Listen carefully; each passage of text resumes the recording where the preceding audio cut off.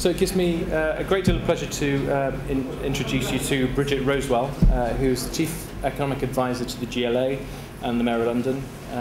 She's given expert evidence at planning inquiries and other tribunals. She's a partner at Volterra Partners with Paul Ormerod. She's also a Senior Research Associate at Synthesis, a non-executive director of Network Rail, and sits on a variety of other bodies. I should also say that we've been trying to keep Synthesis and Volterra, the brands, a little bit distinguished. So I've been playing down Bridget's role in Synthesis, but she was pivotal in helping set the whole thing up. So really it was myself, Paul Ormerod, and Bridget who set this thing up. So without any further ado, I'll hand over to Bridget. David Hales has kindly taken over as the respondent because the previous respondent has had to go back to work. So give him 2 or 3 minutes, and then I'll open up to the floor. Over to Bridget.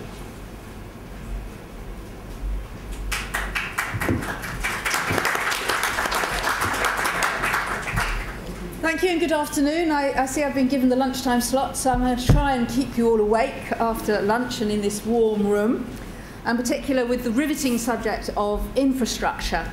I said in one of the earlier discussions that the mood music around infrastructure has changed, I think, quite substantially, not just in this country but in many others, over the last 5, 6, 7 years maybe.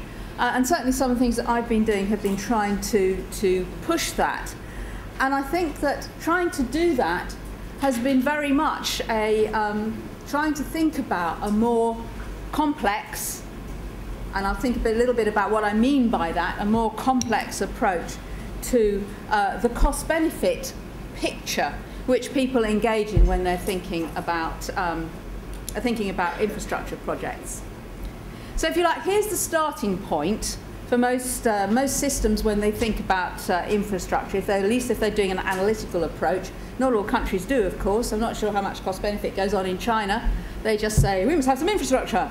It's a matter of pride, and so you go off and you build some railways without much consideration, actually, of whether you really want it or not. And we might come back to that as an approach, which might actually be incorporating more of the decision processes that you might like than others. But the traditional way of doing it is the sort of cost-benefit approach. You look at costs, you work out how much something is going to cost to put in place. In some places, in this country, we always add something called optimism bias, which is the Treasury's approach to making sure that they know that everybody under costs in order to get their projects through. And then you work out the benefits, which of course are very forward-looking. Inevitably, this is a project that's going to happen in the future. So your cost-benefit has got to assume that future. And indeed, it generally assumes competitive market. It assumes that where you start and where you end, and if you look at all the theory around cost-benefit analysis, it assumes that where you start and where you end are equilibria. So it's a comparative static analysis, comparing one solution with another solution in a ring-fenced world where you can put all these things together. So what's missing from that? Well, all the sort of things that we've really been talking about. Now, we've talked about them in a variety of different ways so far. We've talked about a very sort of big picture, the future ICT. I wish I had 10 billion euros to spend on some of the policy projects that I've worked on. Nonetheless, I think we've got somewhere with some of that.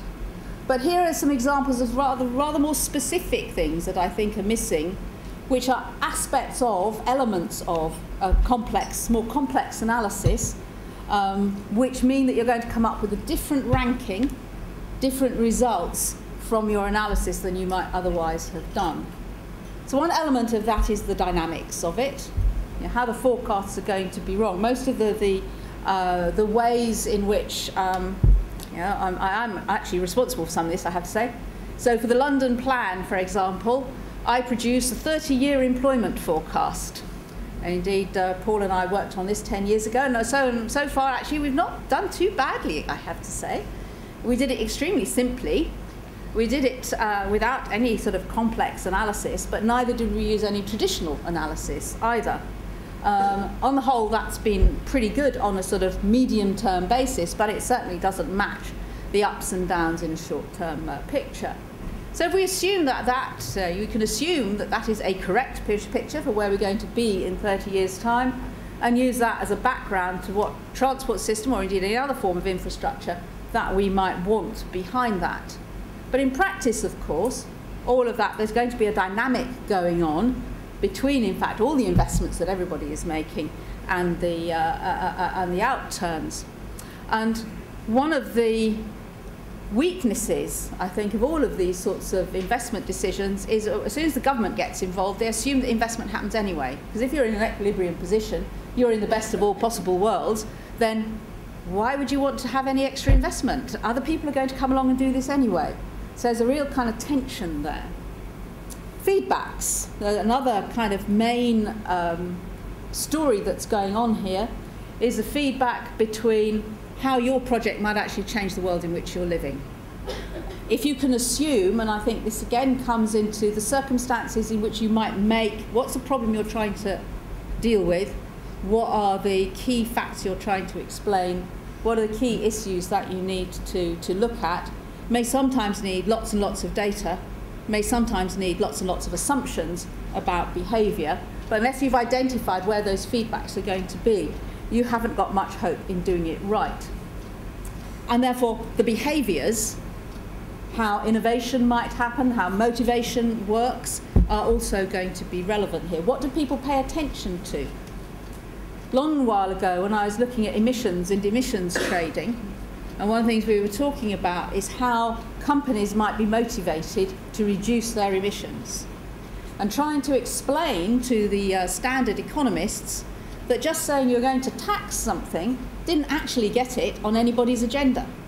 If that was going to be stuck someplace in a regulator's agenda or in the accountant's place, it wouldn't necessarily get the board or the executive board to think about, oh, well, actually, it would be better if we didn't have these emissions.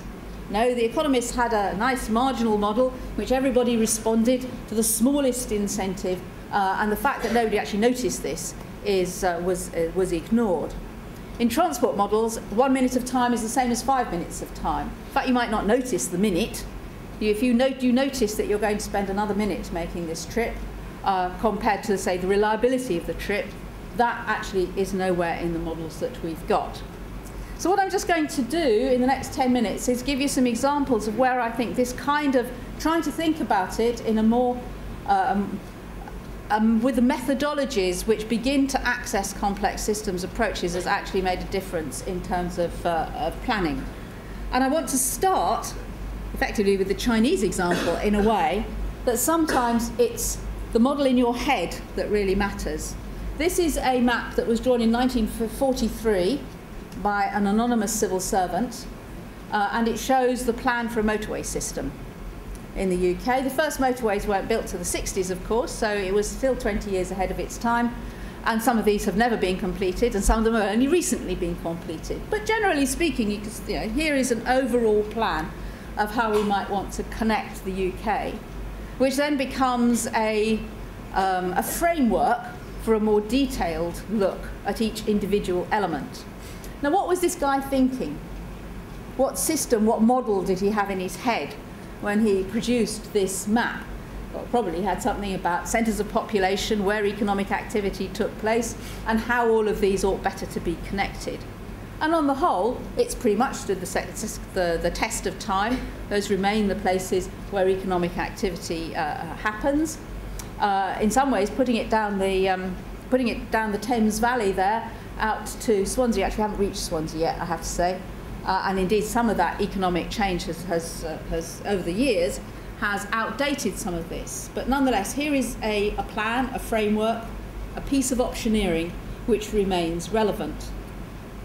Contrast that with Crossrail. First plan for Crossrail is also in the 1940s, 1948, the first idea that we should have a railway across London. It's being the tunnel, the two tunnel boring machines were named day before yesterday. One is called Phyllis, after the lady who started the first A to Z, and the other is called Ada, after Ada Lovelace, whom I'm sure most people in this room know is one of the mothers of computing. So it runs west-east. That big red section in the middle is all through tunnel, where the big red circles are. And the argument for Crossrail required changing the rules of the game. Because it's such a big project, 16 billion of money, because it's such a big project, it required that we think about why we really wanted it. And that turned out not to be so much about saving time for people who already were making trips. So we had our forecast, everybody was going to make a trip, this might save them some time. It was about productivity. It was about the productivity in the central area, the fact that people earn more, and they don't just earn more because they work in banks, incidentally, that is a canard of the first order. They earn more because they work in sandwich shops as much as that they work in lawyers' offices or accountants' offices or in management consultancies or for think tanks or anything else, because that's that activity, the agglomeration, putting people together and banging them together, makes them more productive, makes people able to look for more effective jobs, increases the size of the labour market, increases knowledge transfer. And the value of that outweighed the straight value of saying we know who's going to make these trips, let's see how much their time is worth, with some aggregate assumptions based on the country as a whole. So the argument about Crossrail was about thinking about, well, what is actually going on here? What do I think? What behaviours really matter? Where is the dynamics? What can I prove? And can I win that argument with Her Majesty's Treasury? And eventually I did win that argument. Others helped. Creating a constituency of business and other support obviously was crucial as well. But winning that, the intellectual argument, was a necessary condition for getting it through. Same's happening at the moment with High Speed 2. It's an argument we're engaging in at the moment. High Speed 2 has been presented to some people about saving 20 minutes or 30 minutes on the route to Birmingham. 17 billion for that, well, that can't be worth it, can it? That seems very expensive. And indeed, on that basis, I agree. That just seems a bit absurd. If you think about it as connectivity across the country as a whole, and in due course, and this is the important part, is to put the whole Y network in. If you think about it as saving, as creating connectivity between the main cities, it goes back to that motorway map from the 40s, and indeed what people originally tried to do when they built the railways in the 1840s, then it's a very different story. You're creating the ability to access new markets, you're creating the ability to do new business. And indeed, rail trips and economic and employment growth in the provincial cities have gone hand in hand over the last decade. So making the case, again, for the growth, this is not so much productivity, it's about market access, it's about opportunity, it's about the dynamics between transport growth and economic growth, and creating the narrative and indeed the evidence around that, which has been crucial, I think, in pushing this case forward, and indeed the kind of things that politicians are now saying when they support it. And indeed, that's actually, if you're High Speed 1, that's actually what's kind of happened. High Speed 1 is High Speed 1, 70 miles of it, my goodness. It's a really big deal compared to what they've got in all other countries. But the key point, I think, is down here at the bottom. And I was at the opening of King's Cross's new concourse yesterday, which is part of that whole regeneration, opening up the space between King's Cross and St Pancras. Great space and opening up new opportunities to the north of that.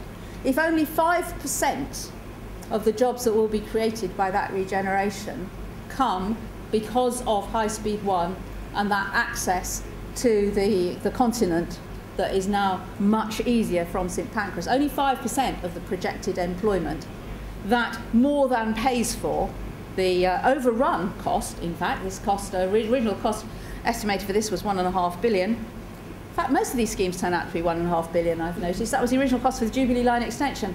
But nonetheless, they all turn out to cost something else. The Jubilee Line extension was, I think, 3 billion. This was nearer 7.5. But nonetheless, that's just a small number of new jobs created over a long time period, effectively is the benefit of this. But it's not all joy, and the methodologies are actually quite important. So I want to really end with a kind of methodology point and the difficulty of getting these new arguments across. Here's one I prepared earlier, in this case for the Thames Gateway Bridge. You probably haven't heard of that, and that's because we lost. It took me a year of my life sitting in Charlton Athletic Football Ground at a public inquiry, losing the argument because people couldn't understand the analysis.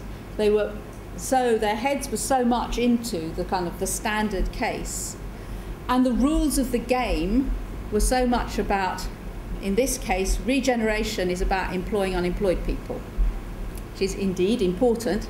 The trouble is, in a 10-year period, in 10 years' time, who are they going to be?